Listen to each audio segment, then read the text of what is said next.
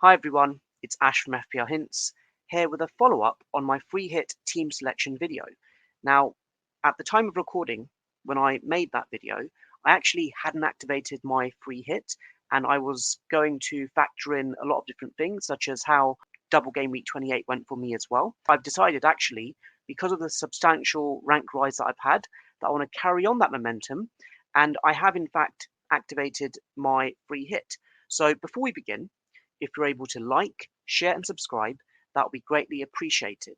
And I'm going to show you what technically is my updated free hit team, albeit because I've now activated the chip, it's my first version, but I've already gone through multiple iterations. I'm going to just do a reminder on which players I actually had in my previous draft. So I had Reguilon in defence, Doughty, Emerson, Cash, and Robinson.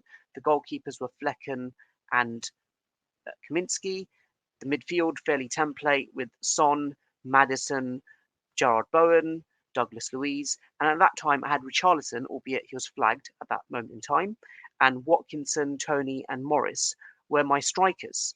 So moving on from those picks and coming on to where I'm at with this current iteration, got Flecken in goal against Burnley, and we know Burnley have got that attacking prowess, but at the same time, they've also struggled for goals as well. Of course, Fofana has got the capability of scoring a lot more goals for them, and perhaps that will be somewhat of a clean sheet risk for Brentford at Turf Moor, but he is the goalkeeper for now in this updated draft. And then onto the defenders, I've got Pedro Porro as my Spurs defender, whereas in the previous draft I had a triple up of Maddison, Richarlison, and Son. I feel again Pedro Porro's got the attacking threat, and of course Fulham have a very good home record. I'm not even expecting a clean sheet in that fixture, but then defensive options are limited, and I'm going to go for the one defender who has got that attacking prowess. Of course, there's Udogie as well, but 50-50, money is not really an object this game week, so I've gone for Pedro Porro in this updated draft. And then Doughty, who's really shown his capability with the amount of chances he's created in this Luton Town team.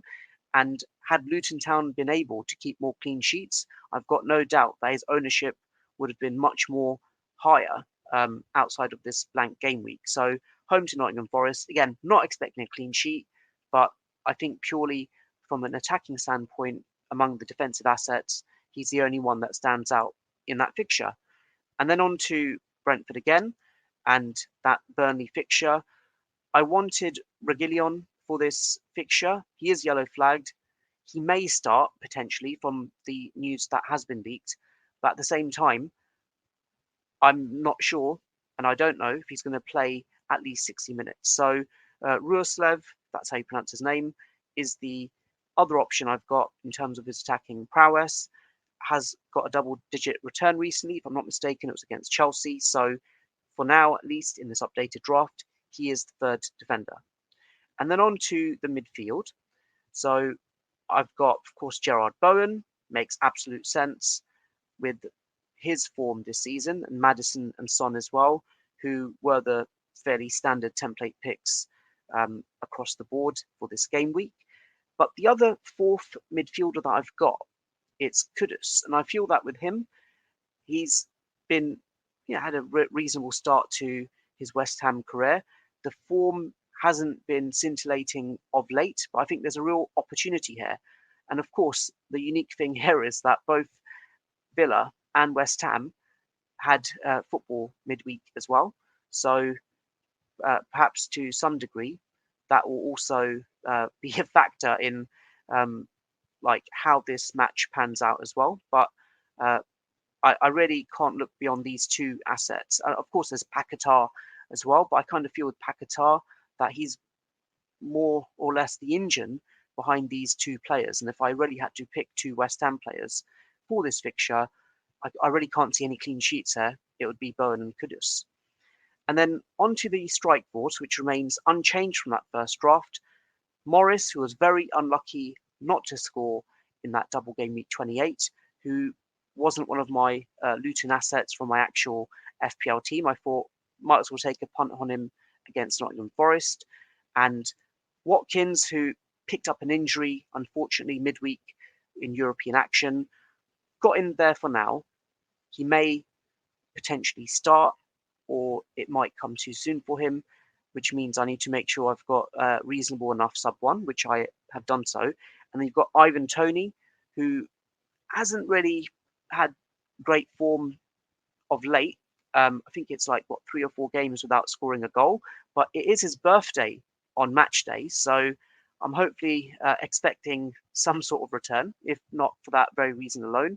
Of course, Wissar has scored 3 and 3, and if I went on logic, it'd probably make more sense to go for him. Perhaps if there was a leak that said that one of my other strikers would, well, Watkins in particular, would be a starting risk, I could get Wissar in, but then rejig one of the defensive Brentford assets as well. But to be honest with you, I really can't look beyond Morris, Watkins, and Toney as my starters. Very high ownership as well. So can't really look beyond that. Onto the bench, Kaminsky in the event that Flecken doesn't start. Again, Nottingham Forest, could they potentially score against Luton? I think it's almost a given with Luton's defensive record. And then onto the remaining subs, I've got Iwobi as my sub one. And I feel that he's been completely overlooked as an FPL asset for blank game week 29. Iwobi's been completely overlooked. More FPL managers have bought Foden and Palmer, who don't even play this game week, than Iwobi. The 23 points in the last 3 games is something that really can't be ignored. And he has to be like at the very least a sub one for FPL managers, and I'm surprised many more haven't considered him. And on to the remaining defenders, just really dud sub options really. Konsa, Robinson, not expecting any clean sheets for either of them. Hopefully they don't come into play at all. If anyone, it'll be the sub one that I'll rely upon. So there you have it. That is my updated free hit draft after I've activated the chip for blank game week 29. I'm hoping that I can gain traction with my rank, as was the case in double game week 28. Let me know in the comments below what you think. And just to reiterate, this isn't my final draft, but rather it's an updated draft. I'll probably do a few more tweaks between now and the deadline. So there you have it. Take care and all the best. Bye.